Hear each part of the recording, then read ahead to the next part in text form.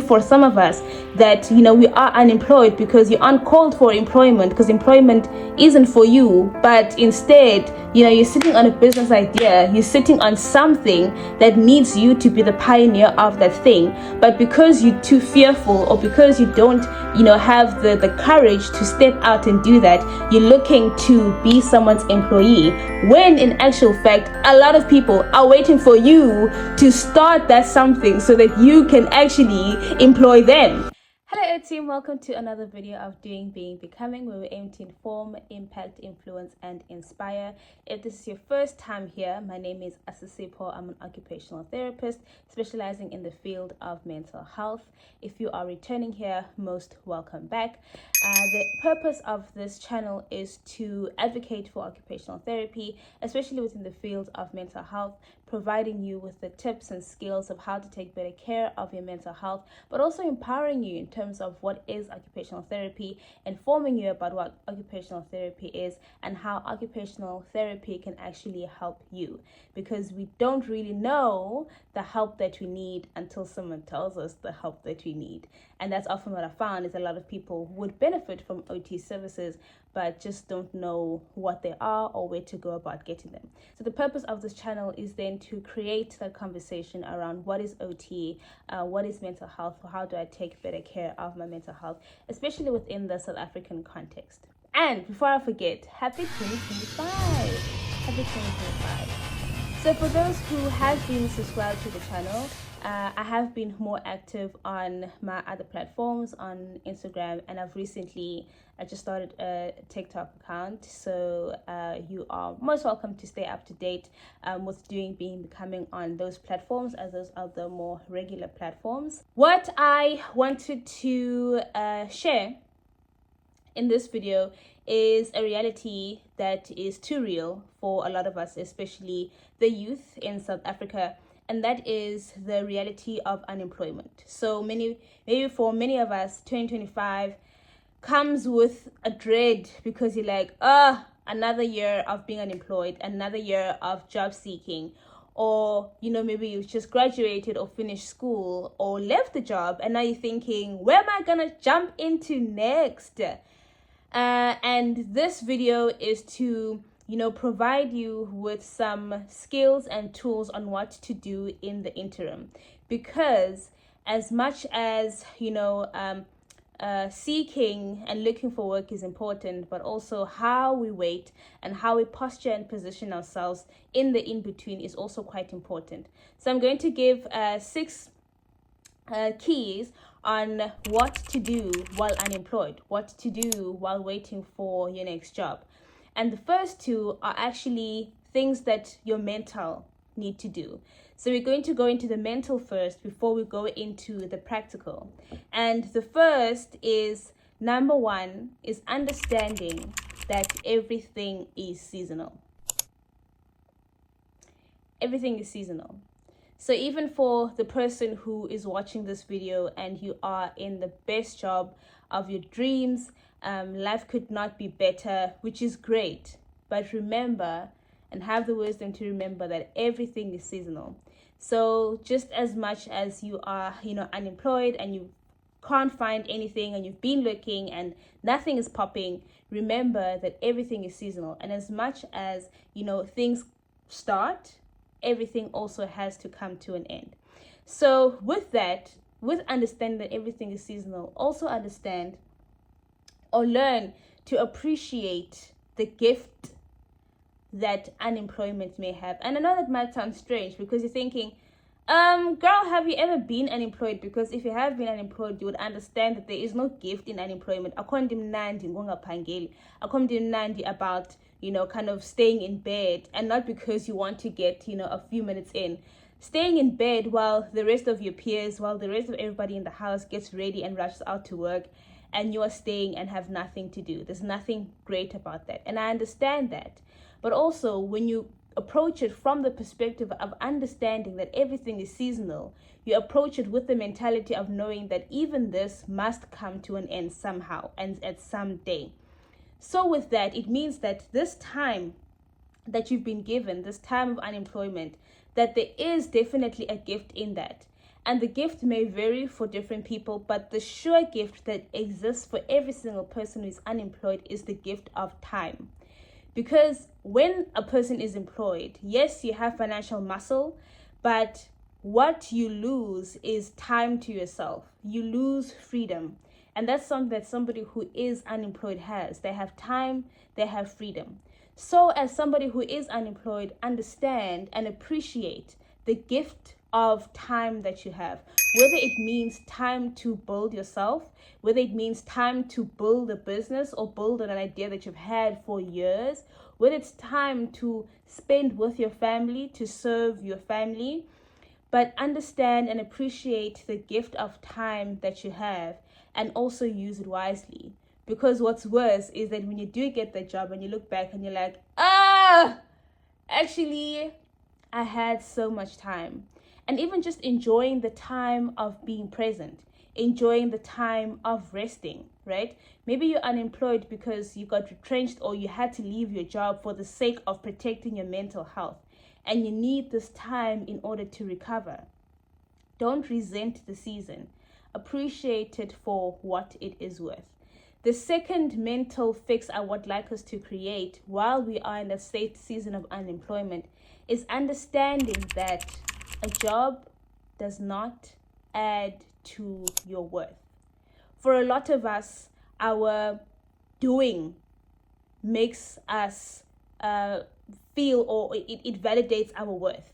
So because I am a teacher, because I am a policeman, because I am an OT, because I am an engineer, because I am a nurse, because I am a student, right? Because I am something, it makes me feel more validated in that.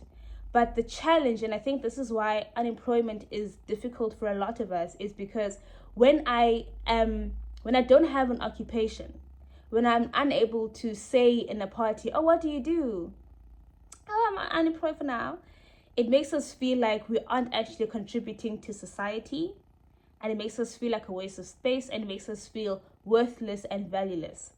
But the challenge is to move out of that mentality and understand that irrespective of what you do, your value is not attached to what you do. Your value is attached to who you are and even whose you are.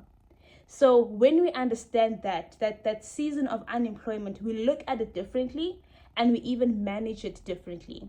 So the second challenge is to detach your value and your worth as a person from what you do, because also then that will make us mismanage the season of unemployment, which can, as a gift, be a season of preparation. But because we want so badly to be something or to be someone, we move so haphazardly past it and into jobs that may actually be to our detriment. Ngenxa yokuba we want to be called something. But when we detach from, understanding that whether I am a teacher or not, whether I am an OT or working in a job or not, it doesn't take away from who I am. At the end of it, at the base of it, with the job, without the job, I am still worth something. I am still a worthwhile person. I'm still a person of value. So that's the mental shift that I'd like you to create in yourself before or in that season of unemployment. Then the third thing, going into our practicals, is capacitate yourself. So going back to what I said about the season of unemployment being a gift, capacitate yourself. Whether it is learning a skill, whether it's micro learning or learning a skill that you know is in demand, learning a skill or educating yourself through a course, through and enrolling into a short course or a long course, enrolling into something, capacitating yourself, making sure that season of unemployment is not a wasted season, but building yourself up in whatever way. So it could be sharpening your ideas, sharpening how you see the world, sharpening how you do things, right? Building up your body so that by the time that you do work, that you have the endurance to do the work that you want to do. And it's also important then when you capacitate yourself in thinking about what kind of work would I actually like to do? And in this work that I would like to do, what are the qualities and the characteristics that are necessary from somebody to do this work? So then that would go into then keeping your eye out in terms of what are the requirements, right? Of, the requirements for the job that you would like to do. And also then aligning yourself to make sure that you fit those requirements. Number 4 is the obvious one, is looking for the work. And I think this ties into capacitating yourself. So when you are looking for the work, and it's also very important when you are looking for the work in framing your mind or allowing your mind to kind of expand. Because, yes, you might say, there aren't any jobs, but also what kind of jobs are you looking for?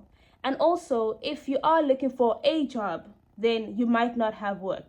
And this goes back to capacitating yourself, that maybe for some of us that, we are unemployed because you're uncalled for employment, because employment isn't for you, but instead, you're sitting on a business idea, you're sitting on something that needs you to be the pioneer of that thing. But because you're too fearful, or because you don't, have the courage to step out and do that, you're looking to be someone's employee. When in actual fact, a lot of people are waiting for you to start that something so that you can actually employ them. So when you are looking for the work, kind of broadening your horizon, not just looking at the area that you are qualified in, but also looking on the fringes of that. Be creative. And sometimes don't limit yourself and say, well, this is all I know, so this is all I can do, right? Broaden your horizon. Maybe challenge yourself in doing something that you might not think that you would ever have done. The 5th thing, and I think this is something that's very, very, very important, and I would say building the work ethic. So build the work ethic before you even get the job. There's a popular quote that says, luck is when preparation meets opportunity. So luck is when preparation meets opportunity. So you may have the opportunity, but because you're unprepared for that, you won't set yourself up to thrive for that. And I think this is very important for those who have been unemployed for long periods of time, right? We underestimate actually how much endurance it takes to fulfill the roles of permanent work or part-time work, but the requirements that are necessary to fulfill regular work. We underestimate that.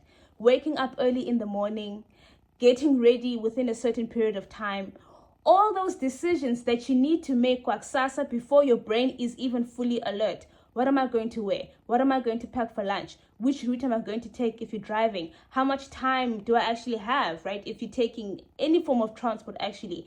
All that decision making that needs to happen before you even step foot into your place of work, right?